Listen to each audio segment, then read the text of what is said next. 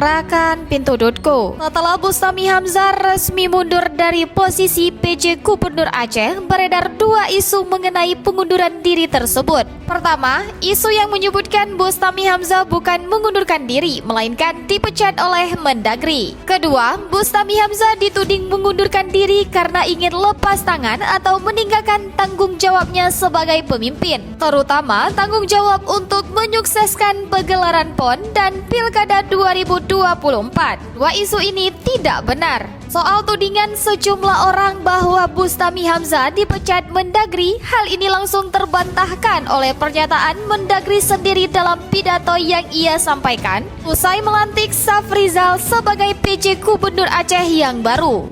Khusus di Aceh, karena adanya surat dari penjabat yang lama Bapak Bustami mengundurkan diri. Kata mengundurkan diri dalam pernyataan Mendagri Tito Karnavian itu jelas menunjukkan bahwa Bustami Hamzah bukan dipecat. Ngecekan lebih jauh oleh Pintu.co menemukan bahwa Bustami Hamzah sudah melayangkan surat pengunduran diri ke Mendagri sebulan yang lalu, tepatnya 15 Juli 2024. Dalam surat itu, Bustami Hamzah mengungkapkan alasan mundur karena ingin mencalonkan diri sebagai calon kepala daerah di Provinsi Aceh. Sementara itu, beberapa orang juga melempar isu bahwa Bustami Hamzah mundur dari posisi PJ Gubernur Aceh karena gagal mempersiapkan PON 2024 di Aceh. Isu ini juga terbantahkan oleh pernyataan Mendagri Tito.